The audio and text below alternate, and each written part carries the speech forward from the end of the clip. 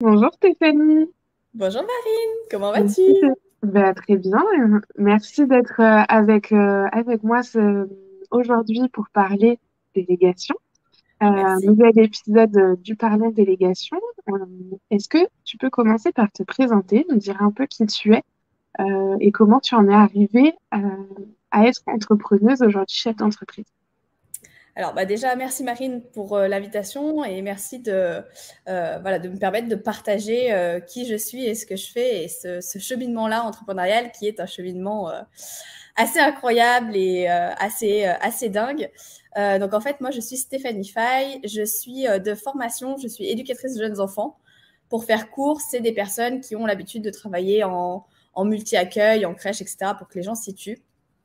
Et j'ai commencé l'aventure après entrepreneuriale début janvier 2020, simplement pour vouloir plus allier vie pro et vie perso, parce que l'activité salariée pour moi était trop compliquée.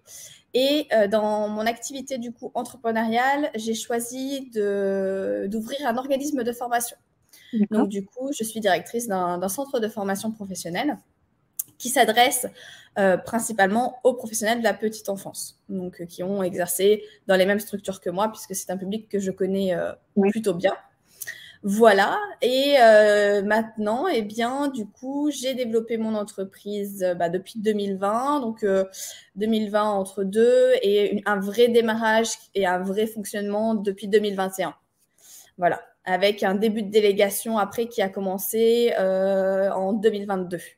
Ok. Voilà. Donc une évolution en différentes étapes. Ouais, d'accord. Ok, super. Et ben justement, super transition. On va parler de tes expériences de délégation. Par quoi tu as commencé? Qu'est-ce que tu as déjà pu déléguer jusqu'à présent?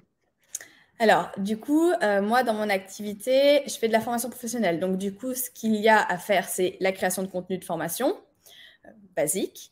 Tout ce qui va être après lié à la formation professionnelle, c'est qu'il y a beaucoup d'administratifs, il y a beaucoup Mm. de documents, etc., pour pouvoir rentrer dans le cadre. Il y a des audits annuels, enfin, annuels forcément chaque année, pour pouvoir rentrer dans le cadre. Donc, il y a pas mal d'administratifs. Oui, Et ensuite, j'ai tout le côté communication oui. pour pouvoir vendre mes formations, puisque du coup, je ne travaille que en distanciel. Donc, du coup, j'ai tout un travail de communication pour faire Oui, bon, connaître l'organisme et ses certaines- formations. Donc, j'ai envie de dire, bon, après, il y a tout ce qui va être le côté comptabilité, etc., mais c'est encore une autre partie. Mais pour moi, les trois activités principales étaient là au départ. Ok. Euh, mon choix de délégation est arrivé à un moment où je commençais à avoir pas mal de stagiaires Mhm. et je ne pouvais plus réussir à gérer les stagiaires, la com et l'administratif, ça faisait beaucoup. Donc j'ai longuement hésité entre la délégation de la com ou la délégation de l'administratif. Mhm. J'ai beaucoup hésité entre les deux en me disant la com, déléguer la com, ça veut dire que peut-être ça peut me rapporter plus de personnes.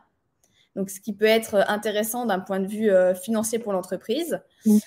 Et le côté délégué, le côté administratif, je me disais dans ce cas-là, là, je vais gagner en temps. Plus, Oui. je vais gagner du temps et me dégager du temps puisque j'aurai plus cette charge de Oui. paperasse à faire. Mhm. Donc, j'ai longuement réfléchi et j'ai fini par déléguer, du coup, en 2020, le côté administratif, puisque ça a été, lors de mes recherches, etc., c'est là où je me suis sentie le plus à l'aise, Oui. cette partie-là, le plus facile à déléguer, puisque maintenant, avec le recul, je m'aperçois que la délégation a été quelque chose de compliqué pour moi, Mhm. de faire le switch, de faire la transition. Sur le coup, oui, je voyais que j'avais des réticences et voilà. Mais en même temps, j'avais envie. Mais avec le recul, je sais que j'avais beaucoup de réticences. Et plus les mois passent, plus je comprends où étaient mes réticences. Mhm. J'ai vraiment compris mes vraies réticences à la délégation, plus à l'automne 2022. Puisque du coup, en fait, j'ai commencé à déléguer en avril 2022, donc avec une assistante virtuelle spécialisée pour les organismes de formation, qui m'a pris une bonne part de charge du coup administrative. Oui. Je travaille toujours avec elle. Et à partir de l'automne, j'ai voulu déléguer d'autres choses. Et c'est Ouais. là où je me suis rendu compte qu'il y a des problématiques qui revenaient. Je me suis dit, c'est bizarre, c'est les mêmes problèmes que j'avais en avril. Je pensais avoir dépassé mes croyances sur la délégation, etc. Et en fait, les problèmes au niveau de la délégation, pour moi, étaient quand même beaucoup plus profonds. Ils sont toujours beaucoup plus profonds, mais je travaille. Oui, c'est ça, c'est quand on peut avoir des vrais freins ancrés en nous euh, et on se dit c'est un frein lié à la délégation, alors qu'en fait, ça fait référence à une peur beaucoup plus intrinsèque qu'il va falloir aller travailler aussi parce qu'on ne peut pas être entrepreneur et garder ce type de peur en soi. Il faut travailler dessus Exactement. un petit peu chaque jour pour s'améliorer. Pas obligé Exactement. de tabasser ses peurs et être utileuse tous les jours, mais travailler un petit peu chaque jour pour aller vers le mieux. Parce que plus on lève nos freins et nos peurs, plus c'est fluide dans notre quotidien, plus ça va être facile. Mais c'est bien Exactement. déjà d'avoir réussi à s'en apercevoir parce que des fois, on peut aussi avoir ce réflexe de dire non, mais c'est pas moi, c'est mon prestataire qui ne me comprend pas. On peut Mm, avoir ce réflexe protecteur de se dire mm, donc c'est bien déjà d'avoir réussi à prendre le recul, de se rendre compte que tu avais des peurs intrinsèques un peu viscérales qui étaient en toi. mm. Donc, pour résumer, jusqu'à présent, tu as délégué donc, ta partie administrative Oui. et là, plus récemment, la partie réseaux sociaux. Non, alors après, j'ai eu des toutes petites délégations aussi, mais qui sont plus des prestats. C'est-à-dire que j'ai pris par exemple quelqu'un pour de la publicité Facebook, mais c'était un prestataire avec une mission spécifique. Alors, je l'ai pris 2, 3 fois, mais c'était sur une mission très cadrée, très Ouais. spécifique. C'est une délégation, mais c'est une délégation que j'ai trouvée beaucoup plus facile, puisqu'en Mhm. fait, c'est comme si j'achetais un service précis, Ouais. ce qui est différent de la délégation avec quelque chose de plus long. Et mes autres délégations, donc que j'ai commencé à l'automne, donc en octobre, j'ai commencé à déléguer de la communication, une partie de Ouais. communication. Mais là, ça s'est arrêté début janvier. Mais voilà, je vais commencer sur le côté communication. J'ai quelqu'un qui vient me soutenir dans les accompagnements que je fais pour les stagiaires, donc qui faisaient des sessions de coaching, on va dire. Et j'ai aussi une prestataire sur le côté ingénierie pédagogique Ouais. qui m'accompagne sur de la certification de formation, etc. Donc, en fait, on est en train de faire monter l'organisme de formation et de le faire grossir, en fait. Donc, je n'avais pas toutes les compétences, donc j'avais besoin de rajouter des compétences. Après, c'est pas forcément les mêmes systèmes de délégation, les 3 dont je parle là, c'est pas les Ouais. mêmes délégations. Ouais. C'est de C'est la sûr que suivant l'objectif, là, les dernières dont tu parles, c'est vraiment des choses qui touchent à ta zone d'expertise, donc où tu vas pouvoir déployer une plus grande expertise en t'entourant et en montant une Mm, équipe. mm, Mais c'est vrai que c'est complètement différent de déléguer quelque chose qu'on maîtrise pas ou qu'on n'a plus envie de faire parce que c'est pas notre zone et de déléguer quelque chose qui touche à notre zone fondamentale, le pourquoi on a lancé mm. l'entreprise au début. Et c'est Exact. très intéressant aussi, on y reviendra tout à l'heure parce que j'ai beaucoup envie d'en discuter avec toi, mais cette notion où tu as besoin de différencier les prestations longues des prestations courtes en disant que c'est pas les mêmes types de délégations et tu choisis volontairement de mettre un mot différent dessus. Mm, Pour moi, c'est très révélateur parce que bah, mm, c'est de la délégation. Hein. mm. Tu as délégué aussi tes photos puisque c'est comme ça qu'on Oui, s'est ah oui, c'est vrai. rencontrés. Oui, Et et j'ai refait même plusieurs fois d'ailleurs la délégation de photos. C'est vrai. Et tu vois, c'est de la prestation comme la pub Facebook. voilà. Et j'ai pensé à la pub Facebook et j'ai pas pensé au photographe, alors que c'est le même principe, Ouais. effectivement. Alors que voilà, c'est de la délégation. En fait, tu Mm, délègues cette zone d'expertise que tu n'as pas de te prendre toi-même dans des situations en photo pour mettre ton image en avant, en mm, valeur. Mais c'est de la délégation. Et pourtant, toi, tu choisis de mettre le mot prestation courte. mm, Donc, on y reviendra tout à l'heure parce mm. que je trouve ça vraiment très intéressant et je pense révélateur d'une ou deux de tes petites peurs. Exactement, exactement.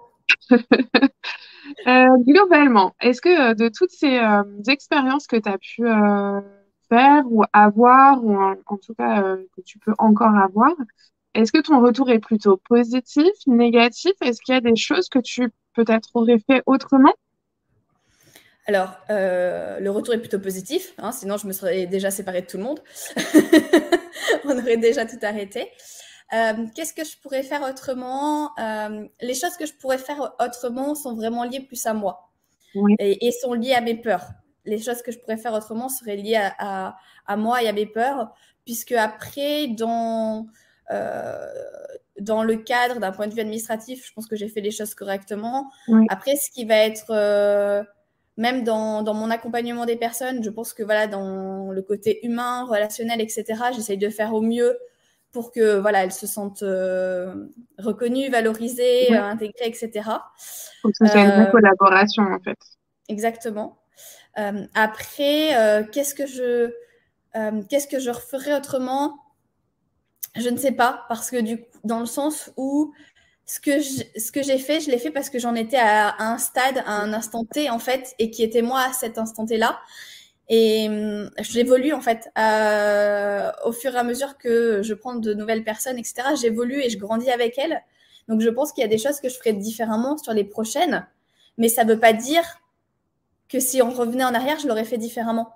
J'étais Oui, à un instant avec le cheminement où j'en étais et l'avancée où j'en étais. Et j'ai fait du mieux que je pouvais, en fait. ouais, ouais, complètement. En tout cas, tu regrettes pas ce choix que tu as fait à la base de partir sur l'administratif Non, pour ta première délégation. non, non, non, non, je regarde pas du tout. Super. Déjà, quand c'est comme ça, qu'on regrette pas, c'est déjà C'est top. ça. Oui. Et puis j'arrive en plus là, c'était la première personne que j'avais. On a commencé par un 8 heures, après on est augmenté à 10. Là, on va passer à 12. Donc, du coup, bah, Ouais, en super plus, évolution. voilà, c'est ça. Et puis, je peux augmenter son temps de travail mensuel. Donc, après, et si je peux encore lui faire évoluer, je continuerai à lui faire évoluer. Mhm. Ça, il n'y a pas de souci. Et même, c'est génial. Donc, Bah et oui, puis, oui, non. plus le temps passe, plus c'est facile. Oui. Bah, c'est vraiment ça qui est important, c'est de se dire de commencer tôt en mettant quelques heures parce que Mm, effectivement notre besoin il est peut-être petit au début, mm, mais ça permet quand même de bien se construire sa relation de confiance et sa relation du quotidien, comment est-ce qu'on communique, quelles mm, habitudes on prend, quels outils on met en place sur des tout petits volumes mm. et ensuite de grandir. Bah, c'est évidemment beaucoup plus simple d'ajouter 4 heures à quelqu'un qui maîtrise déjà que de directement, ah là, il me faut quelqu'un de 12 heures. Ça demande beaucoup de travail, beaucoup d'organisation, surtout sur des tâches administratives. Il va falloir mettre en place beaucoup de choses très opérationnelles. Euh, voilà, comment ça se passe effectivement au quotidien, quel type de rendu j'attends, dans quel type de délai, sous quelle forme. C'est très, très opérationnel. Donc, Et les outils, elle a une variété d'outils à utiliser parce que du coup, on fait des signatures électroniques, mais on ne peut pas les faire avec le PDF classique. Il faut qu'on passe par un outil intermédiaire. On fait des stats, donc du coup, après, elle doit récolter tous les stats, les mettre dans des tableaux et les chiffrer. Et elle fait des contrats pour des personnes. Je ne sais pas, les contrats entre tout ce qu'on demande aux personnes, je pense qu'il y a entre 40 et 50 pages. Mm. Oui, Donc c'est oui, il ne faut pas les modifier à chaque fois parce qu'on a nos bases, mais à chaque fois, il y a les noms à changer, les adresses, mm. voilà. Et après, récolter toutes les données que les gens nous donnent. Enfin, et Oui, c'est énormément de... ouais, allez, on a au moins 3 ou 4 outils en commun différents entre là où on stocke les documents, là où elle fait signer, le Notion pour faire nos suivis des personnes. Oui, on a pas mal Oui, de oui, documents. donc c'est vrai que c'est un très très gros avantage de pouvoir commencer sur un petit volume d'heures, de se mettre en place Exactement. les choses et ensuite d'augmenter au fur et à mesure. C'est vraiment un super conseil qu'on peut donner à tout le monde. Si vous pouvez commencer à déléguer avec des tout petits volumes d'heures pour bien construire sa relation de confiance et ensuite tranquillement évoluer en rajoutant des heures au quotidien, bah, c'est la meilleure des solutions pour une innovation solide en tout cas, qui va être bien solide au quotidien, sur laquelle on peut se reposer facilement. Et ça, c'est important. Ça, Bah c'est oui, hyper important. Là, au mois de décembre, par exemple, on a eu un achat de formation par un nouveau financeur que moi, j'avais jamais utilisé. Et au moment de la facturation, il fallait le faire sur un site spécial. Enfin bref, j'avais jamais fait. Et en fait, elle l'avait déjà fait pour quelqu'un d'autre. Donc, bah, du coup, je lui dis, est-ce que tu peux t'en occuper? Parce que hum, du coup, bah, on va gagner beaucoup plus de temps puisque toi, tu maîtrises l'outil, plutôt que si c'est moi qui dois prendre en main l'outil, effectivement. comprendre et tout. Donc, en fait, elle m'a fait toute la création parce qu'il fallait créer un compte, il Hum, fallait voilà, renseigner plein de trucs. Et après, elle m'a juste fait dans mon Notion, elle m'a dit tu mets ça et ça sur la facture et tu m'envoies la facture. Et hop, du coup, c'était terminé. Et c'était un gain de temps incroyable. Bah Mais oui. il nous a fallu 9 mois pour construire notre relation et on arrivait là où je lui dis, ben vas-y, tu Mm. crées, tu mets l'adresse mail, enfin voilà, tu fais tout comme si c'était moi qui le faisais, quoi. Exactement. Non, mais ça, c'est vraiment, quand on arrive à ce niveau de confiance dans ton partenariat, c'est vraiment hyper agréable. Et c'est là où tu gagnes vraiment du temps. Exactement. Et alors, si on se tourne un peu vers l'avenir, maintenant qu'on sait que tu ne changerais rien au passé, dans l'avenir, comment tu envisages les choses? Est-ce que tu as envie de déléguer de nouvelles tâches? Comment tu vois ton année 2023? Alors, mon année 2023, comment je la vois? Je la vois florissante. Non, c'est à la fois, mon année 2023 est à la fois remplie de plein de projets Mhm. et à la fois complexe puisqu'elle a commencé avec une suspension de financement par un des financeurs, de mes principaux financeurs que j'avais au niveau de mes formations. Ok. Donc, du coup, qui correspondait à plus de 90% de mon chiffre d'affaires de 2022. Donc, ça remet un peu en question, surtout avec quand il y a les prestataires qui sont là, Ouais. les délégations qui sont déjà en route. Mais ce que je vois, c'est renforcer et continuer à renforcer ce lien que j'ai déjà avec la personne qui fait le plus gros nombre d'heures pour, vu que le lien de confiance est là, etc., le garder avec elle et le mettre plus de manière Ouais. Je préfère du coup augmenter son taux, son nombre d'heures à elle et lui déléguer d'autres choses administratives qu'elle maîtrise et moi prendre d'autres compétences Mm. plutôt que de prendre par-ci par-là des petites personnes. Parce que par exemple, quand j'ai fait la délégation sur la communication, dans mon esprit et dans mon idée de départ, ça allait me Ouais. gagner plein de temps. Ouais. Mais en fait, ça me gagnait pas plein de temps. Et ça n'allait pas. Et dans mon idée, ça irait forcément plus vite que moi. Mm. Qu'est-ce que moi j'aurais fait? En fait, ça n'allait pas du tout plus vite que moi. Pas du tout à cause de la personne. Mm. C'est ma vision des choses et mes a priori en amont. Et c'est pour ça que du coup, j'ai préféré reprendre la compétence dans le sens où la communication, c'est moi, puisque du coup, l'image de marque de l'organisme, c'est moi. Donc, du coup, je pense que le plus important, c'est que moi, je prenne en charge ça et que je délègue une autre tâche peut-être administrative que j'ai encore et que ça ne sert à rien que ce soit moi qui continue de l'avoir, en fait. Ouais. Voilà un peu le cheminement. Ok. Donc cette année, ton objectif, c'est pas tant de déléguer de nouvelles choses, c'est plutôt Non, de bien structurer ce que tu délègues déjà, exactement. qui augmentera peut-être en volume, donc finalement tu Oui, délègueras plus, mais en oui, tout cas en ayant une meilleure solidité oui, avec les prestataires qui sont déjà dans ton équipe. oui. Et je m'aperçois que pour moi, c'est plus facile de ne pas avoir trop de prestataires Ouais. et d'être plutôt des fois, quand je vais avoir un besoin particulier, sur une prestation ponctuelle, Ouais. plutôt que sur du suivi sur du long terme, puisque le suivi sur l'automne, eh bien du coup, j'avais 4 personnes différentes. Mm. Et en termes de... J'avais l'impression de faire trop pour moi De de management suivi. d'équipe en fait.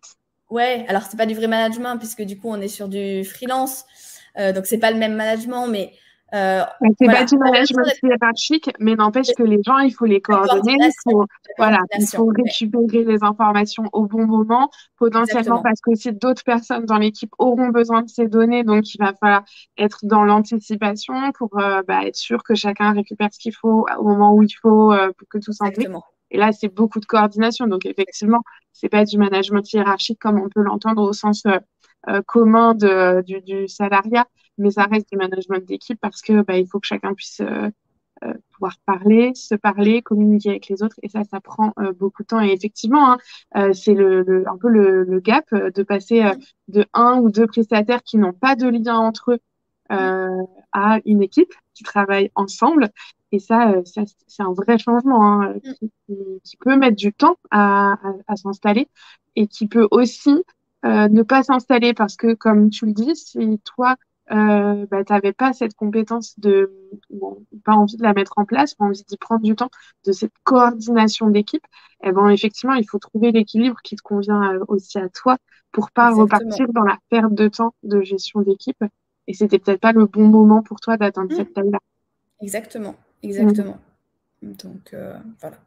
Bah, super déjà de s'être rendu compte de ça, d'avoir pris les bonnes décisions pour retrouver de l'équilibre pour toi, ça c'est vraiment fondamental. Savoir s'écouter et faire les choses comme elles sont bonnes pour l'entreprise. Exactement. Euh, eh ben super. Du coup, on revient un petit peu sur tes freins à déléguer. Ouais. Alors, mes freins à déléguer, avant de déléguer, je pensais que mes freins, puisque je n'arrivais pas vraiment à déléguer, Mm. je pensais que mes freins, c'était une question de lâcher prise. Mm.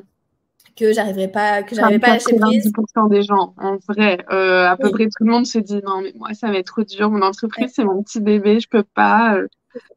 Et en fait, avec le recul, je me suis aperçue que c'était pas ça ma problématique. Ouais.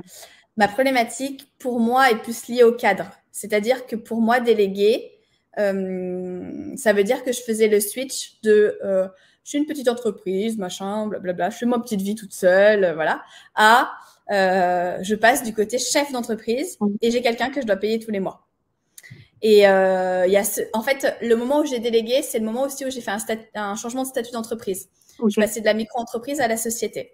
Et ce passage-là, avec le recul, a été compliqué pour moi, Mhm. dans le sens où j'avais ce sentiment que la société, je n'étais plus en train de jouer. Ouais. J'avais le sentiment que la micro-entreprise, c'était la version test. Je jouais un peu, quoi. J'avais l'impression de faire un peu d'être dans un jeu. Et où là, il y a eu ce passage de je deviens chef d'entreprise. Donc pour Ok. moi, cette problématique, enfin, mon vrai frein avec le recul est là. Et mon vrai frein, c'est que moi, j'ai un vrai problème avec la notion de cadre.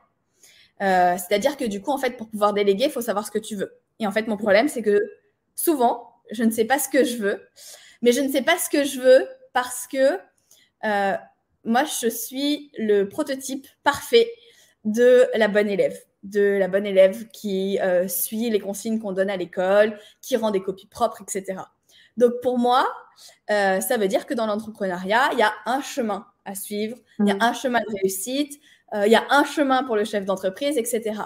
Donc moi, je ne sais pas ce que je veux parce que si je me mettais à savoir ce que je voulais, peut-être que je ne prendrais pas le bon chemin, C'est tu ça. vois. Ouais, ouais. Donc ça va faire dissonance dans mon esprit. Et en fait, tout ce changement-là de délégation, de changement de statut d'entreprise, etc., a mis vraiment en évidence cette difficulté-là que j'ai Ouais. au niveau de définir un cadre, mais définir un Ouais. cadre que ce soit même pour moi, tu vois. Définir un cadre et définir une direction où aller. Oui. Voilà, où je veux aller, je sais exactement où je veux aller, c'est pas le problème. C'est plutôt le cadre que je me fixe après, dedans, à l'intérieur, etc. Oui, c'est un peu Et, comme si tu savais que tu voulais aller en vacances au Portugal, mais que tu sais pas si tu vas passer par la côte, par la montagne, par c'est les ça. petites routes, par l'autoroute, on sait pas trop. Voilà. Et moi, dans mon esprit, c'est mais quel serait le meilleur, lequel je suis censée prendre. Et si quelqu'un, tu vois, si j'ai un coach à côté qui me dit, alors Stéphanie, ok, là, moi, je vois ça, ça, ça pour toi, tu pourrais faire ça, ça, ça. Ah ben, en une semaine, c'est plié, c'est fait, il n'y a pas de problème. Parce que du coup, donc c'est vraiment lié pour moi, du coup, à la notion de cadre et à la notion de confiance. Quelqu'un me dit, il faut y aller dans ce sens-là. Ben, ok, j'y vais dans ce sens-là, il n'y a pas de problème. Et alors, en termes de productivité et d'efficacité, il n'y a pas de souci, je suis super bonne, enfin, tu vois, parce que j'ai ces côtés-là de je respecte bien le cadre. Ouais. Mais quand c'est moi qui dois faire le cadre et que c'est moi qui dois faire confiance à moi et à mon cadre que je me fixe, c'est là où ça devient plus compliqué. C'est plus dur. Et c'est pour ça que du coup, pour moi, la délégation n'est pas difficile d'un point de vue de lâcher prise. Je pourrais lâcher tout parce que j'ai le sentiment qu'il y a des gens qui seraient meilleurs que moi, si tu veux, Ouais. dans plein de domaines. Donc lâcher, ah bah oui, je peux leur lâcher. Mais par contre, je m'aperçois qu'en fait, il suffit pas juste de leur lâcher, en fait. Il Il faut faut leur leur lâcher, mais en expliquer. plus, il faut leur donner un cadre. Et oui, c'est ça. C'est qu'il faut un petit peu quand même expliquer qu'est-ce qu'on attend des gens avec qui on travaille, vers où on va, quels sont les objectifs. Et oui, parce que Exactement. sinon, ça marche pas. Effectivement, si tu ne dis pas à ton prestataire si tu dois être sur LinkedIn, sur Instagram, sur Facebook, et puis si on fait du contenu photo, vidéo ou texte, ça va être dur quand même pour lui de créer du contenu à un moment donné. Exactement. Exactement. Mais après, voilà. Et au-delà de ça, bah, ouais, c'est vraiment ce côté-là pour moi qui est le Mhm. plus difficile. Et en même temps, bah, c'est le côté le plus challengeant. Donc, Oui, en soi, je peux que dire merci d'être arrivé dans cette situation et d'être arrivé à ces moments-là, oui, de voir, voilà, de prendre conscience de tout ça. Et le moment le plus difficile aussi en amont, c'était de ne pas vouloir prendre de prestataires pour ne pas avoir à la fin ou à un moment donné à leur dire je veux me séparer de toi. ok. Et j'ai été obligée de le faire. Donc du coup, merci la vie de me pousser à faire des trucs que je veux pas faire, tu vois. Ouais, ouais. En même temps, c'est vraiment un super retour que tu nous permets d'avoir ici parce que c'est vrai que les peurs traditionnelles, les peurs du budget, les peurs de pas lâcher prise, etc., voilà, on les connaît, tout le monde les a un petit peu.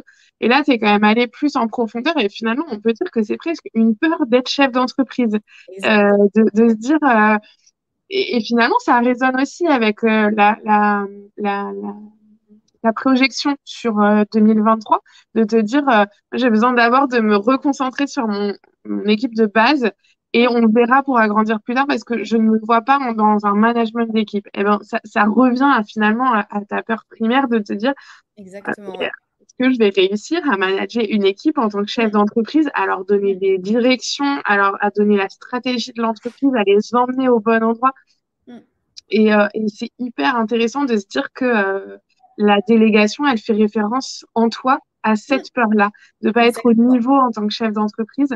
Alors, que, bon, clairement, si on remet un peu le contexte et qu'on se dit que déléguer son shooting photo, c'est de la délégation, Voilà, c'est finalement, il y ça. a assez peu d'enjeux en tant que chef d'entreprise. Exactement, exactement. Et j'ai pris conscience aussi que il y avait des entrepreneurs beaucoup plus avancés que moi Mm, qui ne déléguaient que des tâches administratives. Tu vois, qui avaient mm, des chiffres d'affaires beaucoup plus élevés que moi, mais qui ne déléguaient, par exemple, qui avait une assistante complète salariée.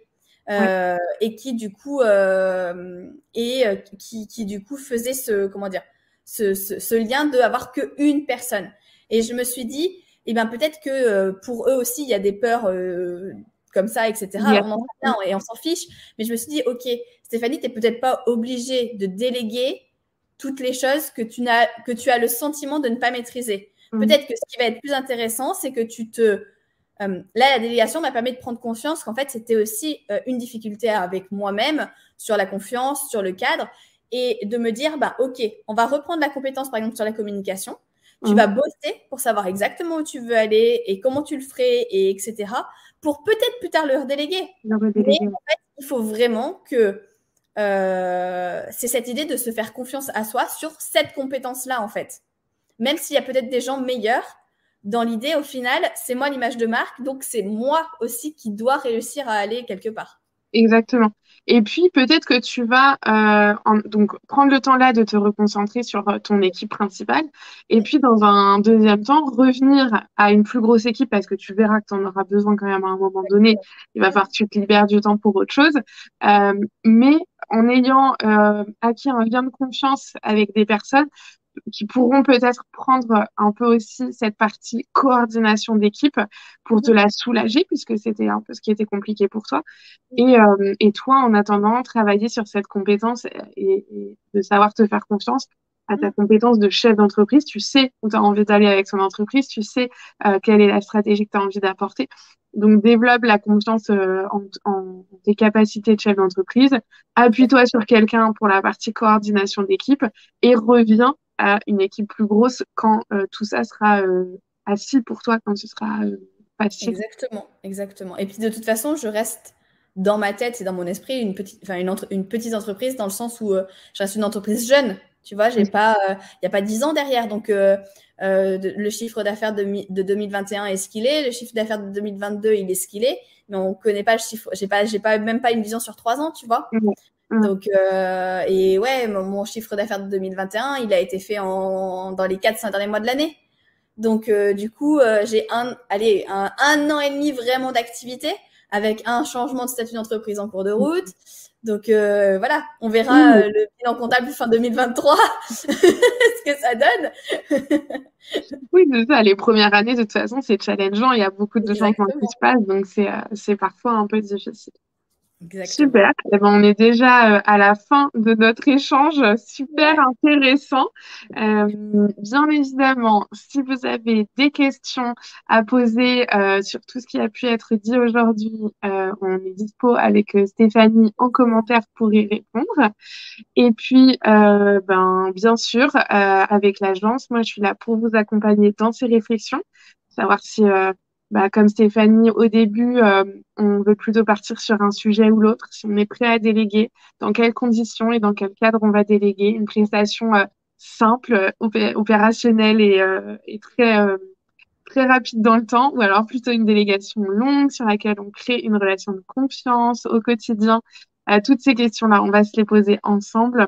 Et puis, si vous en êtes au stade de Stéphanie, de créer une équipe plus grosse, j'ai aussi mon accompagnement sur 6 mois pour mettre en place l'équipe, la solidifier, la coordonner, la faire s'organiser entre elles, se parler. Donc, n'hésitez pas à me poser des questions. À bientôt, Stéphanie. À bientôt, Marine. Merci beaucoup pour ce petit rendez-vous et ce petit partage d'expérience. C'était vraiment très chouette. Avec Merci. plaisir. À bientôt. Au revoir.